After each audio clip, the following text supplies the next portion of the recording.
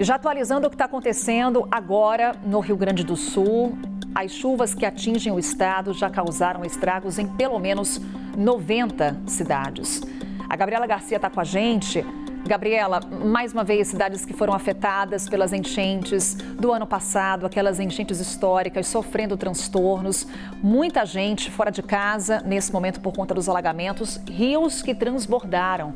Qual que é o cenário que você consegue trazer para a gente agora? Bom dia.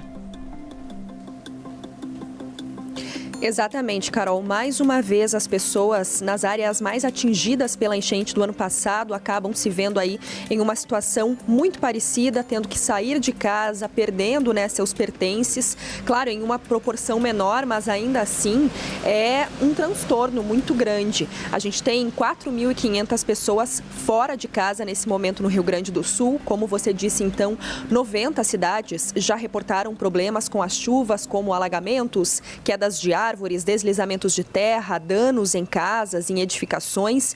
E agora há pouco, a Defesa Civil do Rio Grande do Sul confirmou a terceira morte em razão da chuva aqui no estado.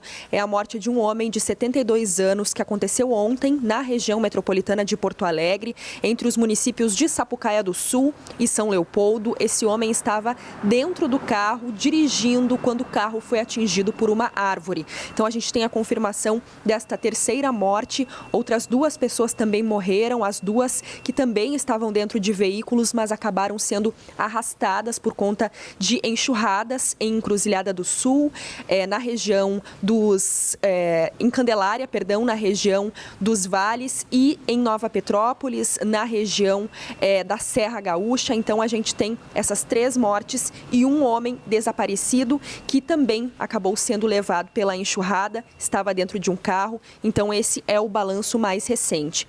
Os rios, então, a gente tem pelo menos 5 rios que já subiram a cota de inundação, mas a gente tem uma notícia que traz um certo alívio, que os principais rios do interior do estado já começaram a baixar o nível. É o caso, por exemplo, do rio Taquari, que banha a cidade de Lajeado. Ele diminuiu já nas últimas horas, o nível ainda continua acima da cota de inundação, mas diminuindo.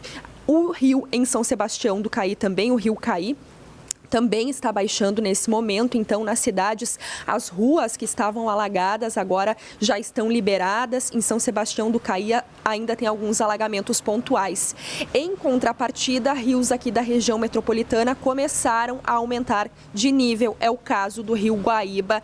Segundo a Defesa Civil de Porto Alegre, o rio não deve ultrapassar a cota de alerta aqui na região central de Porto Alegre. Então, não deve invadir a região central de Porto Alegre, mas deve passar da cota de inundação na região das ilhas. Isso deve acontecer entre hoje, sexta-feira, e amanhã, sábado. Então a gente já tem algumas áreas, algumas ruas da região das ilhas alagadas aqui em Porto Alegre por conta do aumento do Guaíba. Então a gente também tem alerta da Defesa Civil de Porto Alegre para o caso de deslizamentos de terra. Isso também é algo que precisa ficar de alerta aí. Então a gente tem essas últimas notícias, Carol, as notícias mais recentes: 3 mortes confirmadas em decorrência das chuvas, um desaparecido, rios aí que aumentaram de volume nos últimos dias, que passaram da cota de inundação, agora estabilizando e baixando, isso no interior do estado, e aqui em Porto Alegre, na região metropolitana, rios subindo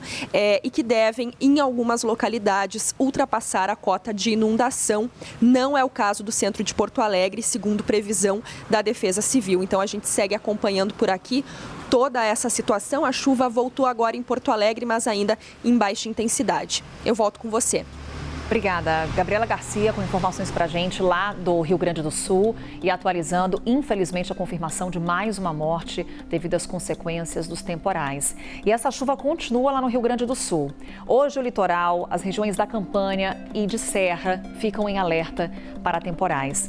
E essa chuva vai se espalhar por Santa Catarina, pelo Paraná. Um ciclone extratropical vai se formar e com ele vem uma frente fria que vai deixar o tempo instável em Santa Catarina, com previsão previsão de chuva em Florianópolis e principalmente no Paraná. Curitiba hoje também tem previsão de chuva, no caso da capital paranaense, uma chuva ainda mais fraca. Mas sim, os 3 estados da região sul têm previsão de chuva e fortes ventos, viu? Rajadas que podem atingir os 70 km por hora. Essa frente fria não vai conseguir avançar pelo interior do Brasil. A condição de bloqueio atmosférico continua, com tempo firme, desde o interior do Nordeste até o interior do estado de São Paulo. Nos outros extremos do país, vai chover e forte. No norte, tem risco de tempestades em Roraima e no estado do Amapá. E no litoral do Nordeste, tempo bem fechado, desde o Rio Grande do Norte até Alagoas. Chove a qualquer hora. O Instituto Nacional de Meteorologia emitiu alerta para essas áreas devido ao risco de temporais. Também tem alerta para o Mato Grosso, norte do Mato Grosso do Sul, interior de São Paulo, de Minas Gerais, estado de Goiás e Distrito Federal. Mas por causa da baixa umidade. Ainda é o ar seco que manda nessa região. O sol predomina e a temperatura sobe durante o dia. Em Brasília, nesse momento, olha só, o sol já está aparecendo nesse céu com poucas nuvens e aos poucos vai esquentando aí na cidade, viu? Hoje já temos máxima de 28 graus, vai fazer calor hoje em Brasília. Sem nuvens, esse calor da tarde se perde durante a noite e volta a esfriar, mínima de 13 graus na capital federal. Essa amplitude térmica também acontece em Belo Horizonte, com termômetros entre 13 e 27 graus, no Rio de Janeiro, que vai dos 16 aos 32 graus, e em São Paulo, hoje fica mais quente, 28 é a máxima prevista. Agora, a cidade marca 16 graus, com tempo firme.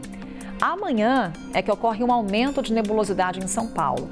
Com isso, a temperatura amanhã é que não vai subir tanto. Hoje o sol já está inclusive aparecendo na capital paulista. Repito, hoje teremos aí temperaturas mais altas. Hoje a máxima é de 28, viu? Amanhã é que é essa máxima de 24 graus, primeiro dia do inverno. É isso mesmo. A nova estação começa hoje às 11 horas e 42 minutos da noite, horário de Brasília. Será um período de neutralidade climática, ou seja, não tem nem El Niño nem Laninha influenciando os próximos meses. Será um inverno com chuva dentro do normal para essa época do ano na maior parte do país. E as temperaturas? É o que a gente te mostra aqui nesse mapa. Apesar dos dias frios que estão no radar, com eventos frequentes de geada e até grandes chances de neve, a tendência é de que as temperaturas fiquem um pouco acima da média em agosto e setembro, mas sem a expectativa daquelas ondas de calor como no ano passado. Já com relação à onda de frio, anote aí na agenda quando acontece a primeira do inverno, na virada de junho para julho, é o que indicam os modelos meteorológicos. São grandes as chances de recordes de frio do ano em muitas cidades nesse período, já que, até em áreas do norte do país, as temperaturas devem cair no fenômeno conhecido como friagem. Tudo dentro do esperado para essa época do ano. É claro que a gente vai te atualizando aqui no Novo Dia. Até lá!